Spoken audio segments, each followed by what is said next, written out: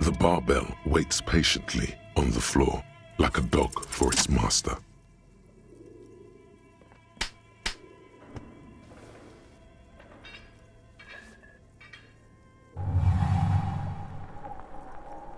Conjuring up an inhuman amount of strength, you raise the barbell up in the air. Your biceps tremble, but you're a savage. This is a children's game.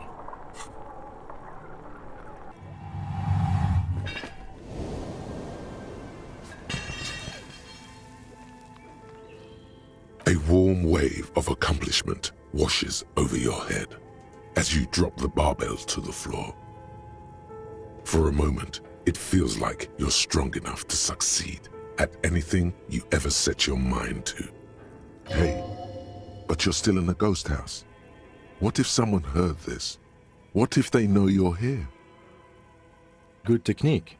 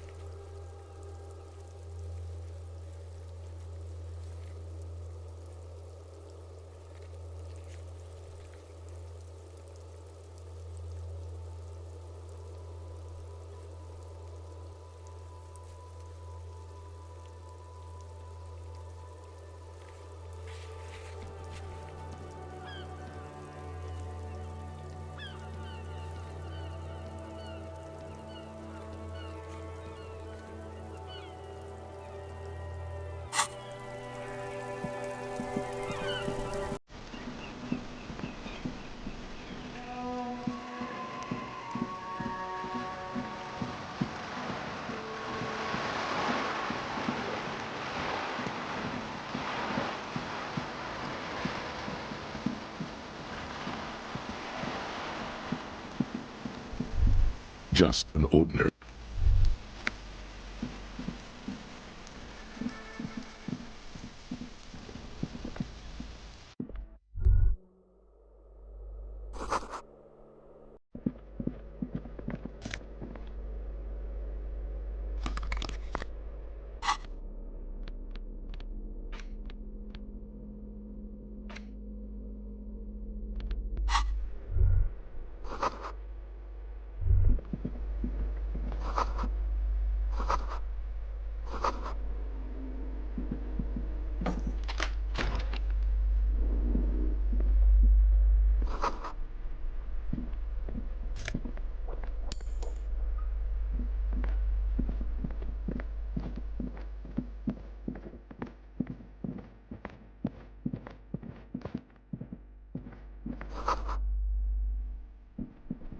This door has been closed with a padlock.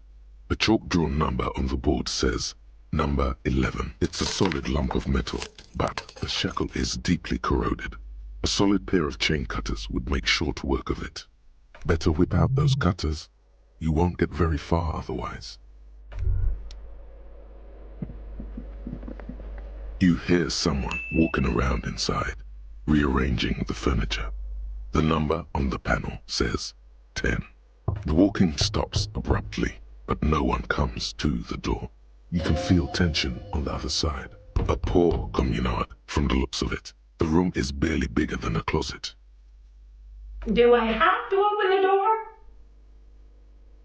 Do you have a warrant? I'm not obligated to open the door if you don't have a warrant. Let's go.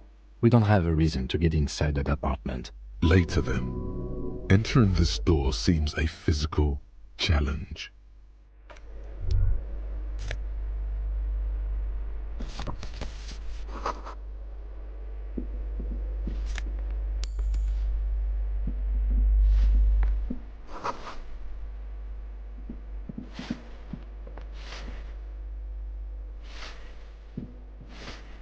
Give me a moment.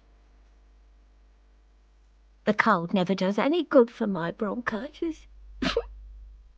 This woman's health is failing her. There's not much to do. Not in this damp. I'm fine. Fine.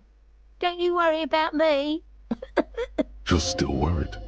It's very worrying. Now, what do you want from me, policeman? I'm no one. Just an old woman who cleans these hallways. If you could call it living. I have a little room upstairs right next to the coal room. It's barely bigger than a closet. But I don't complain, no. I have my bed and my aching bones to keep me company. And that's all I need from this world. And all she gets, too. The coastal wind beats down hard on the coal room door outside. Splashes of waves make the balcony slippery. Oh, you'll find plenty of Martins here. Don't you worry. Pea-brain, someone played a trick on you. Martinez is a name for anyone who comes from Martinez, like Jim Jamrock or Revachol. Oops, you really didn't get the joke there. I thought it was obvious. Anyway, officer, we don't have the witness's name. Yes, I know who you mean. The scrawny boy who's always smoking like the devil, right? Somewhere in the building, a child starts crying. You hear a radio tuned to a talk show and someone taking a shower. What's he in trouble for? Talk? He lives upstairs in room 28. Go to the balcony. It's one of those doors there. He's usually home in the evening. Thank you. We should go check out his apartment on the balcony. See if he's home. Ask away, policeman. People come and go. I don't keep an eye on everyone. No one lives there. It's been empty for months. Impossible. I would know if someone had moved in there. Maybe it's those countercultural people again, breaking into a house like it's a public space. Great. Young people. They're worse than rats. You know, always littering the hallways with trinkets and empty beer cans. Oh, that one is a scientist, a future scholar. I think he studies astrology at the community college. Education's good. I always tell them to study. Something to do with all those stars around his door. He asked me to leave his drawings up on the wall. That's what I said. Astrology. The lieutenant shakes his head as though to say, let it go. Come on, people. Try to keep up any standards here. It's not about stars. The artiste? Nothing I can do about her, I'm afraid. She ruins the walls faster than I can clean them. Still, she leaves an old lady to her business. More than I can say for others. She mumbles some kind of a response, then hacks something into her handkerchief.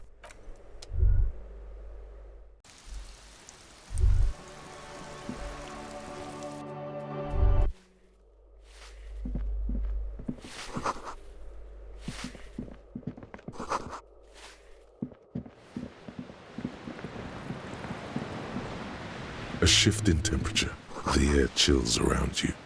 Dust settles on the stony floor. A former architect stands before a slice of window, a room plan in her hand.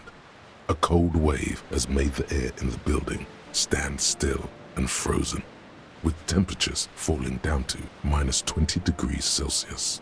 Faint pencil lines on paper depict the same place, but a missing eastern wall connects the room with the neighboring apartment.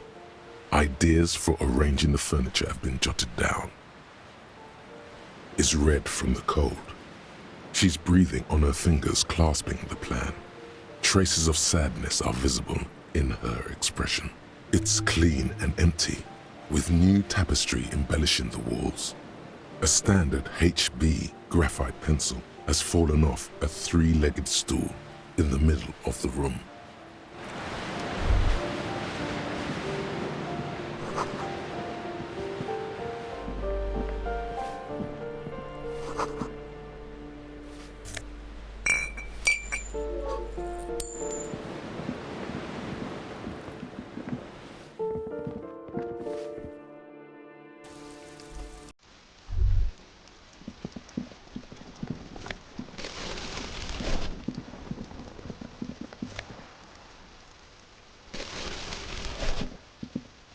Ooh, the piggies have learned how to saunter up staircases. I didn't think you could do that with hooves. But here you are. Yeah, I can see that. Cool mutations.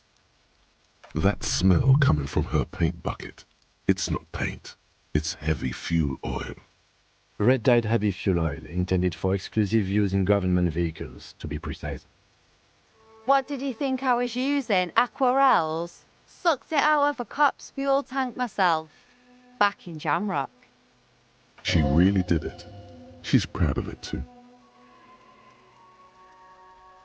You ain't seen nothing yet, Piggy Boo.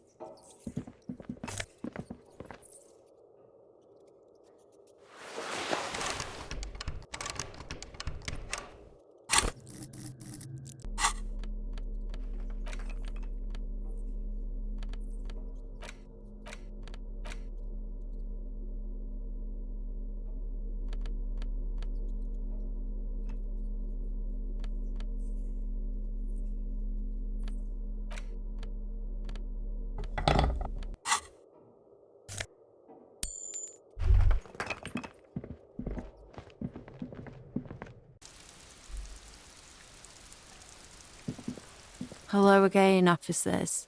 Have you come to admire my mural? Ooh, not only have you found my address, you've discovered my biggest secret. I'm a coal miner. It doesn't have to do anything at all. Nothing does. Like, Yes, I keep hoping a shaft will collapse on me, but somehow it never happens. Does anyone in a city like this? Shoot, Piggy. It's what...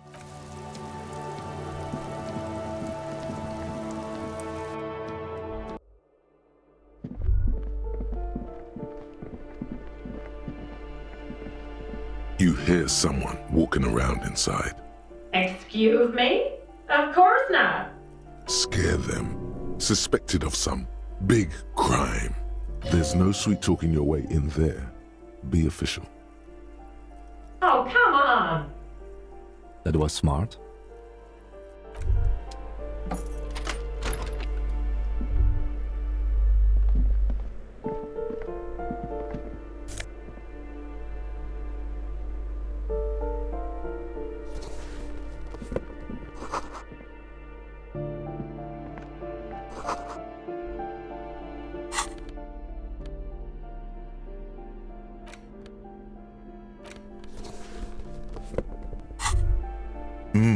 The luxury of fine things. Just look at those black monk straps. After spending an entire day hustling, who's to say that you didn't deserve a pair of ridiculously expensive shoes on your tired feet? Beautiful things give you a rush. It's power. Crafting your style, draping your flesh in silk and leather, deciding how to present yourself to the world.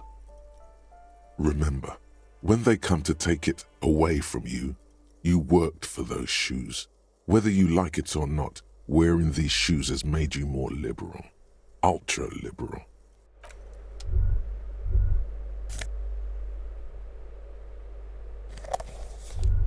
Satisfied? My name is Marielle Charpentier, and I'm an agent with Martinez Realty Associates. I am not breaking in, as I have every right to be here. The keys, see? Her voice is really cheerful, despite her obviously hating you. Do you want to see my ID as well? You can't legally ask for it, but why not? Want to see my residence permit too? Very well, but please make it quick. I need to be back in La Delta in an hour. I need to get it ready for the next lease, but as you can see, the previous tenant completely trashed the place. It was some kind of a moribund old man who used to be a business owner. You'd think they'd make rent. But that was months ago. Anyway, was there anything you wanted, or is that it? I'm in a hurry. It is. Everyone says the real estate agents don't do anything.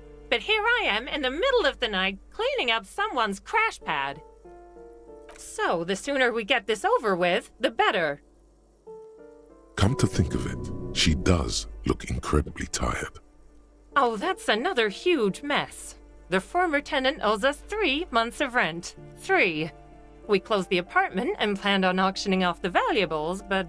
And again, I have no idea how stupid mistakes like this can even happen. But Ron, when he came to close the door, didn't close the neighboring door. And there's a hole in the wall. So preppy. She's probably on some low-grade performance enhancers, like Peptide or Pericanine. A hole in the wall. Can you believe it? And then the tenant ran off with his stuff. He's gone. The money's gone. Just like that. These apartments are perfectly fine. They have gorgeous architecture, a million-real view of the bay. I'll tell you, Martinez has a future. In a few years, it's going to blossom with artists and creatives and those radio computer wizards. It's as if they're real wizards, able to resurrect dead real estate and breathe life into bank accounts. Well, it does not disappear from my hands. No, I don't let it. Don't ask me what happened with the wall. I have no idea how we're going to find the time or resources to fix it. Both apartments are now unrentable. Both. Of course.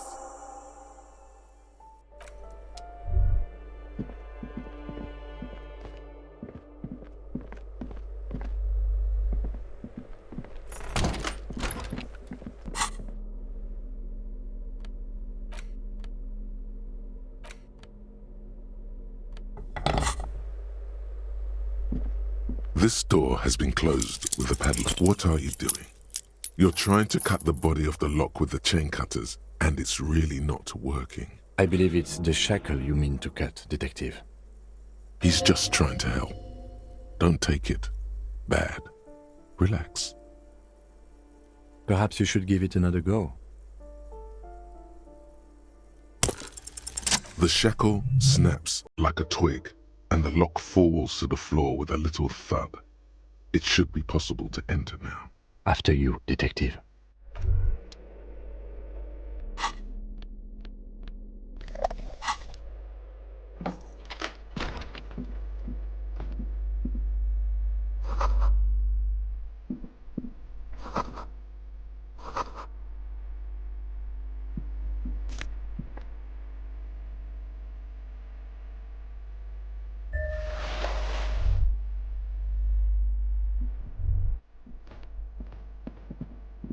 Yes?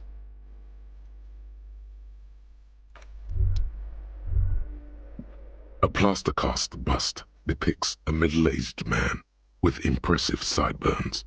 The name on the plinth reads Kraz Marzov. Whoever lives here definitely shares your enthusiasm. There aren't many communists around, not after the revolution. Some youth still keep the ideology going, it seems. The White Star, the photos on the wall. I think we have broken into the apartment of a young communard. How fitting.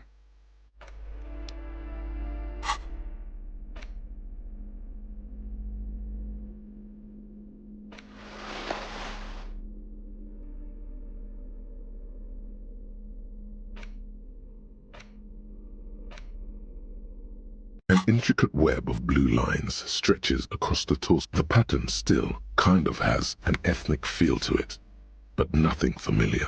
Gone. For you to discover. You've gotten as far as you will without assistance. Someone close to the victim might know.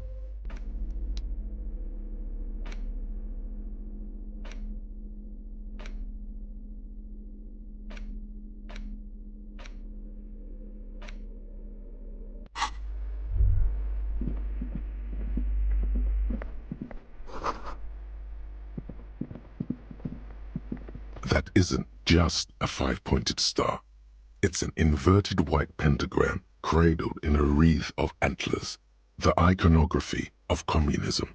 In other words, the star and antlers was developed in the 6th decade of the last century and quickly adopted by Measurehead and the communards during the revolution. Even today, half a century after, the star and antlers retains the ability to evoke hope, disappointment, and fear in equal measure, to symbolize the toppling of the old order. Also, some social democrats were already using it. The wreath of antlers represents a natural crown. It was about building a society that could exist in accord with the natural world, because white is the color of peace. Gone is the glory of hope. Only the scribblings of impoverished students remain in dirty hallways.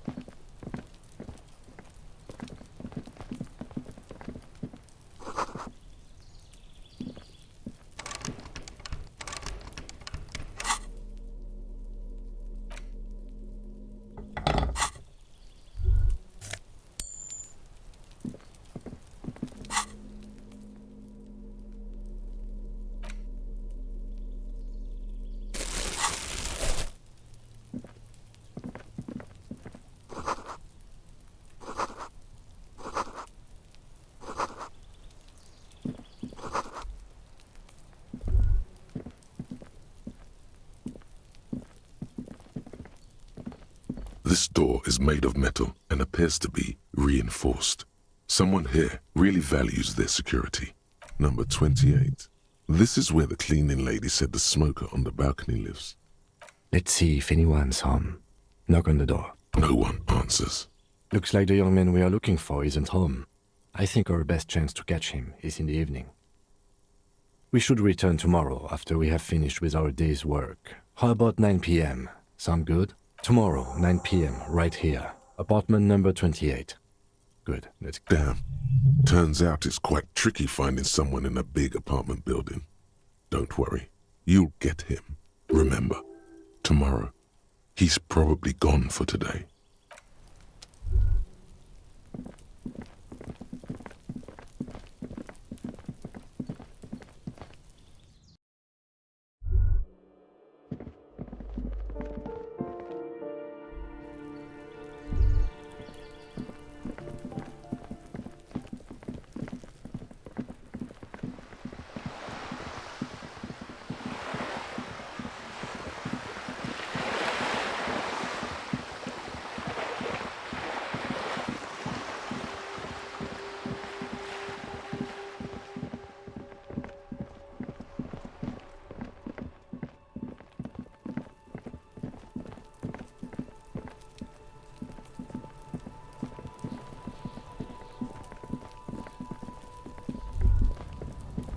An inconspicuous pile of the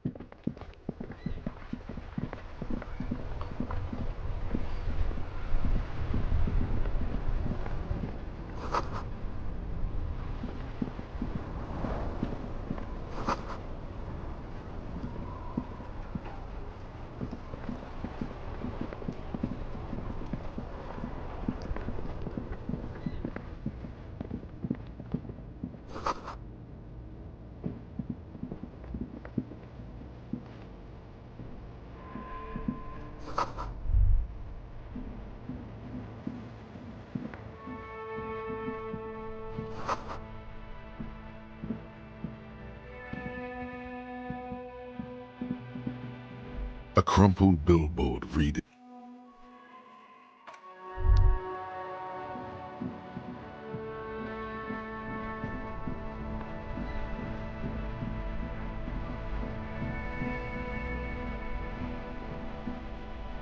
inside, you see a set of steering levers, a radio microphone, a pull-out toolbox, and the soft glow of the fuel preheater. This is Precinct 57. How may I assist you?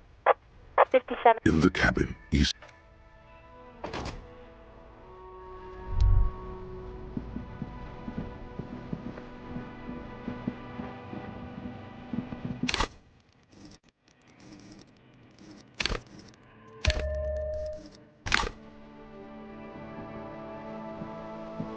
see a set of tire tracks in the brown slush that covers the plaza mosaic.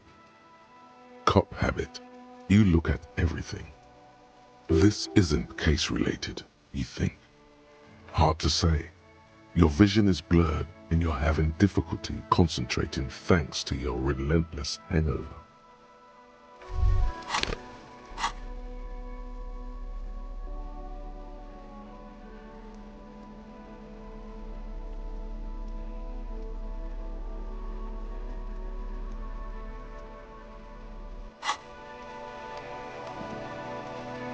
You see a set of tire tracks in... No, these tracks are not interesting.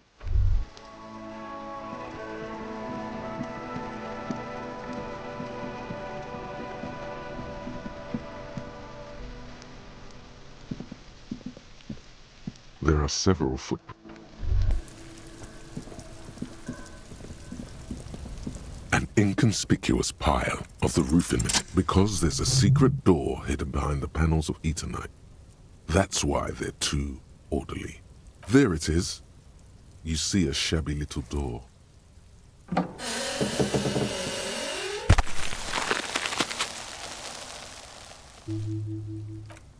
What is this then? A tool shed? Let's investigate.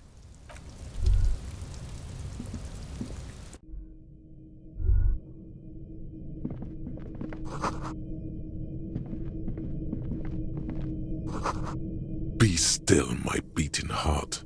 It's amphetamine, sweet amphetamine. The lieutenant isn't studying the powder in the mirror. He's studying you. Of course, detective. Swift justice. Don't worry, we don't have to investigate every trace of narcotics. Yeah, swift, lightning justice. Faster, harder, justicer. See that ladder there? It's probably another way into the industrial harbor, no? A secret path the local kids use.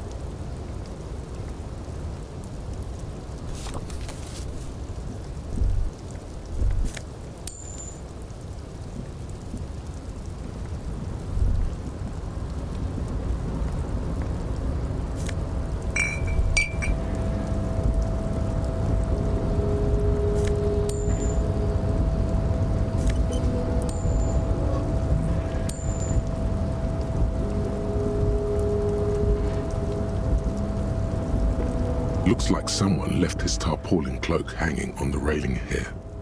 Yes, it's probably yours. It bears the RCM insignia, and you have a habit of being careless with your equipment. You could probably make the jump. You look like you've done some track and field in your day. The wind is aggressive up here. The lieutenant looks at the enormous crane towering in the distance, over the container yard. The look in his eyes is a mix of the engineer-like interest and the wonder of a 6-year-old seeing a horse for the first time. Yes, that's one way of putting it. It's certainly an impressive achievement of engineering. But I digress. We were focusing on your cloak here. I was under the assumption we could ask the leader of this union to help us get this body down. This is why we're here, right? Or it could be that we are just exploring. He's thinking you've forgotten where you are again. The cloak? I do think it's yours, yes. As to whether you should go for it? Well, it doesn't seem too dangerous. 2 meter stops. Whenever you're ready to do it, I'll be right behind you.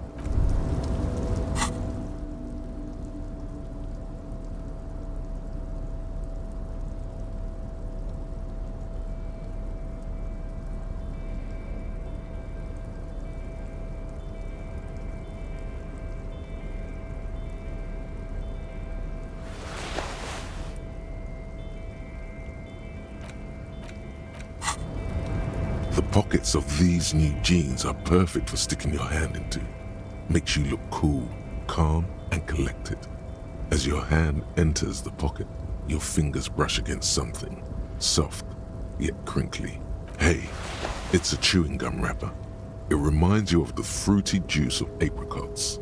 You should inspect it closer if you have time. Something about the wrapper's texture is familiar. Not familiar in a good way, you might say. There's pain in there somewhere. Crinkled chewing gum wrapper. The worn label reads, Tutti Frutti.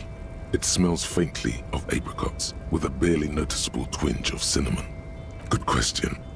There is no answer or secret phrase written on the inside of the wrapper. Yet you're drawn to it. Drawn by regret. Stop before you hurt yourself with a Tutti Frutti wrapper. Throw it away, please. You carefully fold the wrapper into a square before putting it back into your pocket, lovingly even, despite the strange feeling of regret. A tarpaulin cloak is still caught on the railing. No one has claimed it for their own.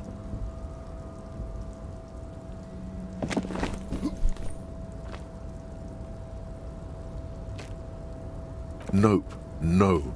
That's still too high. What were you thinking? You're not a gymnast. You're a boxer. And you've climbed way too high up here. You could have died there. Shit. I'm failing you. This wasn't part of our deal. I got you, Bratan. Let me just adjust your breathing a little bit. There, isn't that better? Hey, what's happening? You okay? It's okay. You're just having a little panic attack. Try to breathe as slowly as you can, alright? The necktie lets go a little. Its vicious grip easing around your neck. Colors return to the world around you. Good.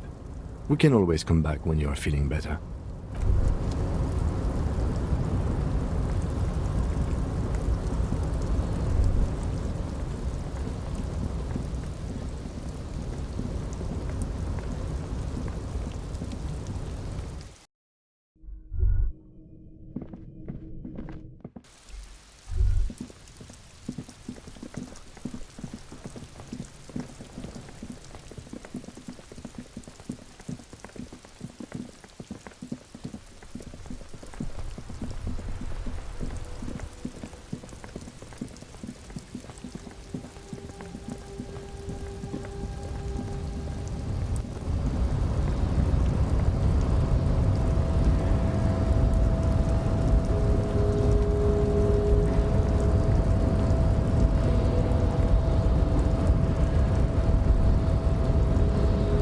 Your race descent has only worsened since I last saw you. You have really let yourself go.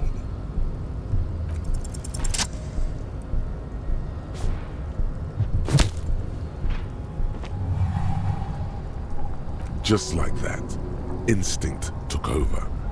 A solid strike straight into his throat, into the cartilage. You could swear you felt the soft palate break. The man is reeling, gasping for air. Time stands still around you. In the distance, the sounds of the harbor are falling silent. All you hear is a small gurgling sound, as a trickle of blood appears on the man's lip. He's open. Rip into him. Right hook. Escalate it. Get intimate with him. Bring the hurt closer.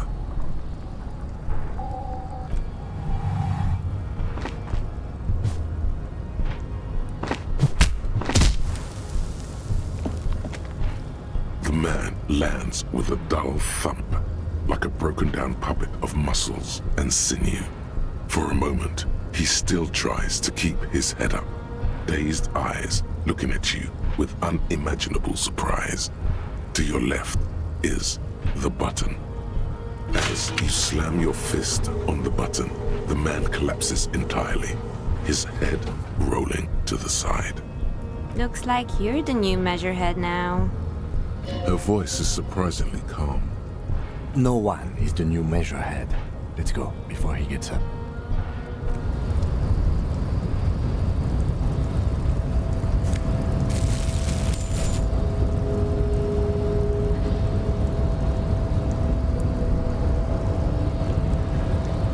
The man is still knocked out. He breathes slowly and steadily. It'll take a few moments for him to recover.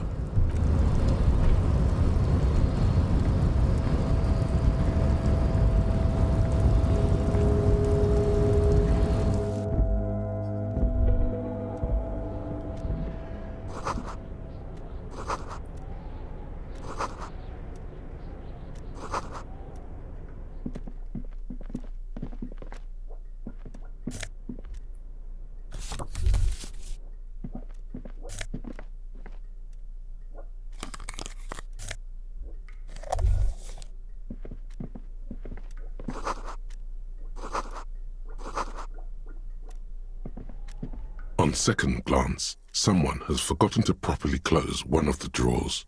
It's unfortunate for the Union to just leave their paperwork lying around like this. Let's see what's inside, he thinks. The drawer opens smoothly. Inside is a well-organized selection of brown folders. Hundreds of documents containing logistical data. Two kinds of transactions stand out. Materials coming into Revachol from the outside world, from Muindi, Grad, and even Ilmara. And the same materials being handed over to companies inside Revachol. Kuron, Coal City, La Delta, and Jamrock are listed among the many districts where the imports are being sold. It's hard to make sense of this thicket of company names, dates, quantities, and percentages. You try to focus, but the lines are getting blurry. The drawer.